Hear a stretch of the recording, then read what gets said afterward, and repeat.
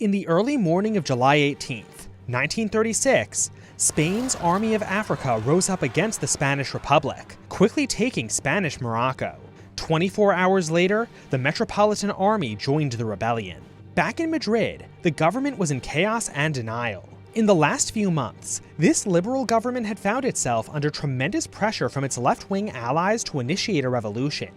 If the military uprising were true, it would leave the liberals with no choice but to arm the revolutionaries. So rather than face that terrifying reality, the government falsely announced that the uprising had been isolated and that the situation was under control. Naturally, the Spanish left didn't believe them and began mobilizing its militias across the country. In a final desperate move, the Republican government tried to reconcile with the military, but it was too late. Events were already in motion. So you can call me Ezekiel. And this is the Spanish Civil War. But why was the Spanish military rising up in the first place? Why were the left and liberals infighting instead of trying to stop them? And why was Spanish politics such a mess? Well, if you tried asking journalists at the time, you'd quickly find yourself inundated with biased or even outright false information. In the 1930s, there was little that could be done about this. But luckily, today's sponsor, Ground News, offers a modern solution. The Ground News website and app is where you can view and compare all of the latest news from every major outlet in real time. Ground News will show you each outlet's political bias, ownership, and history of factual accuracy, so you can know where your information is coming from. Even something as subtle as an outlet's language choice can show you a lot about how they're reporting a story. All of this allows you to cut through the agenda and get the information you need to stay informed. The Spanish Civil War has long since passed, but the conflict in Ukraine is ongoing, and we all know how media outlets distort and manipulate the facts on behalf of their favorite faction. Recently, leaked US intelligence documents claimed that the head of the Wagner mercenary group offered to share Russian troop locations with the Ukrainians. A story like that is bound to attract propaganda and obfuscation from all sides. Ground News shows us who's reporting the story and from what perspective, so we can cut through the agenda and get to the truth. Remember, knowledge is power, so get yours today with Ground News. Use our exclusive link to get 30% off their unlimited Vantage plan. You'll need to act fast though, because this deal is only available for a limited time. Links in the description. And now, back to the video.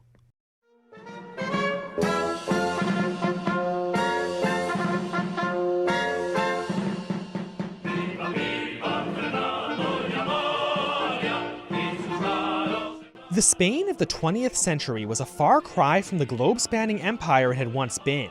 This Spain was economically backwards, socially stratified, and in a constant state of political turmoil. Much of this was caused by Spain's own leadership in the landed nobility and the Catholic Church. In other countries, they might have made fine rulers, but the Spanish aristocracy and church were rotten. Spanish Catholicism was of a viciously anti-capitalist breed, while the nation's nobility spurned material wealth and hard work as a matter of pride.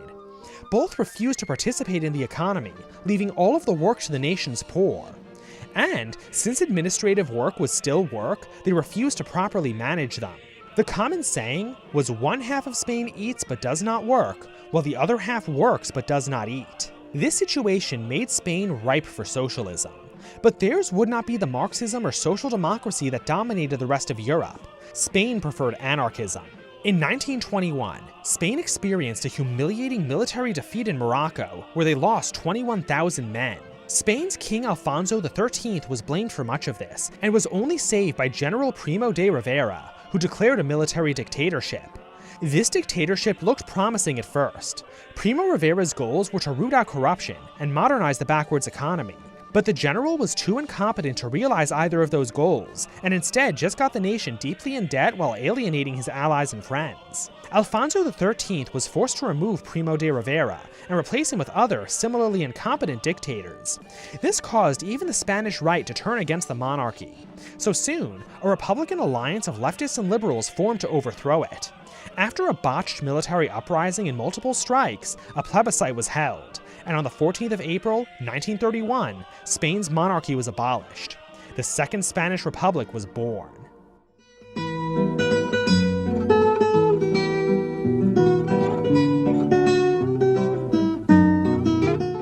Spain may have hated its monarchy, but there was no agreement on what to replace it with. The nation would try both center-left and center-right governments, but neither could stabilize Spain, nor stop the outbreak of more armed uprisings. This would all come to a head in the 1936 elections. On one side was the Popular Front, composed of liberals and the left. Opposing them was the less organized Spanish right and the Catholic Church. Each side viciously denounced the other and threatened civil war in case they lost. But the election would be decided by the Popular Front's surprisingly moderate platform spearheaded by the liberals, although their far-left allies did call for revolution independently. Regardless, the Popular Front won by a slim margin. Both the radical left and right were dissatisfied with this new, moderate, and liberal government, so they both began to commit more acts of violence against each other and stockpile weapons in anticipation of a civil war. Political assassinations became common. So by this point, the question was not whether there will be a civil war, but whether it will be the left or the right who would initiate it. It was then that the army, on behalf of the political right, made its move. So let's find out how that turned out for them.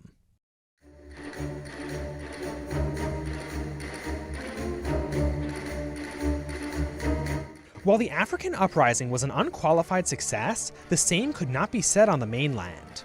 The original plan was to use the Spanish Navy to transport the Army of Africa into Spain, where they would reinforce the Metropolitan Army.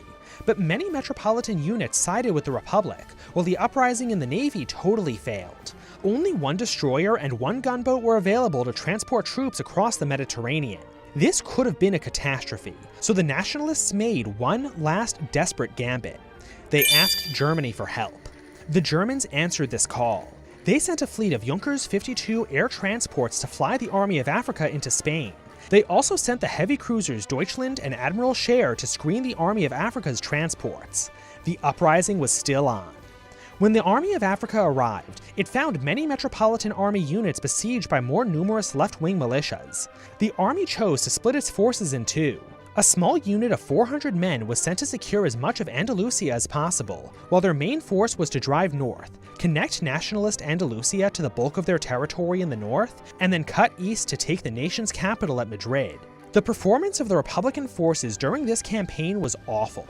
Their units were totally passive, only putting up ineffective resistance before fleeing from the army's advance.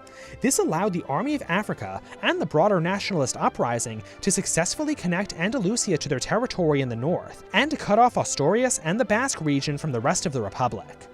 While all of this was going on, at the mountain monastery of Santa Maria de la Cabeza, the nationalists found a clever way to airdrop supplies to the besieged defenders. They tied them to live turkeys. After being dropped out of the airplane, the turkeys would safely flap their way down to the ground. And yes, the turkeys were delicious, so please leave a turkey emoji in the comments. But a small mountain monastery would not decide the course of the war. By this point, all eyes were on Madrid. Knowing that their survival was on the line, the Spanish Republic issued a mass mobilization of workers, finally armed the left-wing militias, and concentrated its forces in Madrid. The nationalists, expecting victory, chose not to surround the city, and instead left the Valencia road open so Republican forces could retreat and not be forced to fight to the death. The liberal government took this opportunity to flee the city, which served to strengthen the political influence of the anarchists and communists who remained to defend it. The battle for Madrid was close, but would turn in the Republic's favor when the nationalist attack plans were found on the corpse of one of their officers. This allowed the Republicans to perfectly array their forces to counter it. It soon became clear that the nationalists could not take Madrid by assault and would have to besiege it. So it sure was unfortunate that they never actually surrounded the city. Instead, the city became a target for nationalist artillery and bombers, and would remain so for much of the war. There would be additional nationalist attempts to surround or take Madrid, but none succeeded. It was during one such attempt when the English volunteer Peter Kemp saw action firsthand with the Carlist Requetés.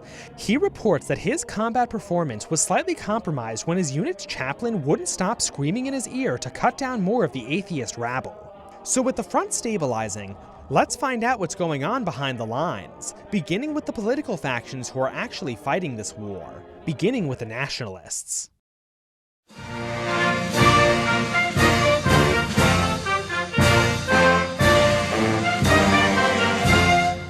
The first major faction of the nationalists were the conservatives, who were themselves an amalgam of monarchists, Catholics, and other establishment figures. Not unlike the liberals, their power would quickly diminish to the benefit of their more radical allies. The military was primarily led by General Francisco Franco, who would go on to lead the entire nationalist cause. Its primary formations were the Metropolitan Army and the Army of Africa. These two formations could not have been more different. The Spanish Metropolitan Army was extremely corrupt. Both the equipment and labor of its enlisted men were sold by their officers for profit. This left the Metropolitan Army untrained and poorly equipped for civil war.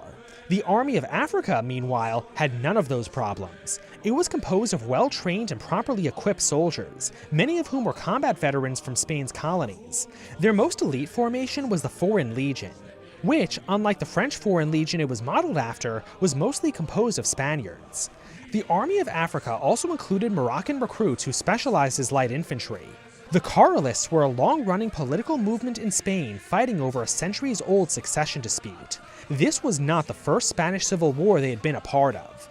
Their militia, which was a key part of the nationalist army, was called the Requetés. Ideologically, they were deeply religious and reactionary, far more so than the conservatives, but that didn't make them the farthest right-wing faction of the nationalists.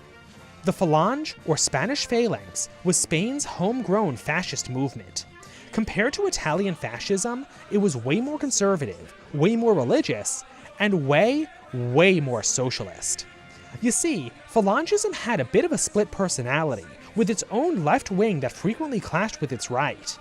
This makes more sense when you remember that even the Spanish right had a history of anti-capitalism. This made the Falange both the most right-wing and most left-wing faction of the nationalists. The Falange's leader, José Antonio Primavera, was arrested by the government before the Civil War began. There were multiple attempts to break him out, but all failed. Allegedly, one was thwarted by Franco to prevent the return of a powerful rival. But, lucky for Franco, José Antonio wouldn't be a problem for long. José Antonio and his brother were brought to trial early in the war, where he was allowed to defend himself. José Antonio was a skilled lawyer, but he knew that his life was already lost, so used his defense to successfully win leniency for his brother and sister-in-law. José Antonio would be executed shortly after, turning him into a martyr for the nationalist cause. As with any political coalition, there was bound to be some friction between the nationalists, but they were fortunate in that they all shared the Catholic faith and strong leadership under Franco.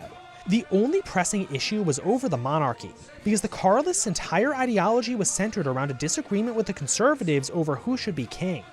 Franco brilliantly united them with a vague agreement establishing that there would be a monarchy, but without specifying who that monarch would be. That way, both sides could fight under the belief that theirs would be the next king. Unfortunately for the Republicans, they had much worse ideological differences, and were not united by faith or strong central leadership.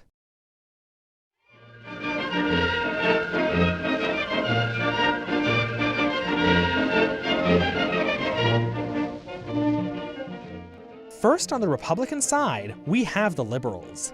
They were effectively impotent for the entire war, hardly contributing anything other than some democratic legitimacy to the Republican cause. No more needs to be said about them. The Basques were not part of the Republic so much as an allied nation. The Basques were quick to assert themselves by forming a government with its own military, currency, flag, and everything else you'd expect from them, only nominally claiming to be under Republican rule. It was a strange alliance, though, because the Basques were very conservative, nationalistic, and religious. They would have been a much better fit into the nationalist coalition. The only reason they sided with the Republicans is that the Basques saw themselves as a separate people from the Spanish and wanted autonomy within the new Spain, something which the nationalists were unwilling to give them. Spain's anarchist movement was dominated by the syndicalist CNT and the anarchist FAI, united into the CNT-FAI.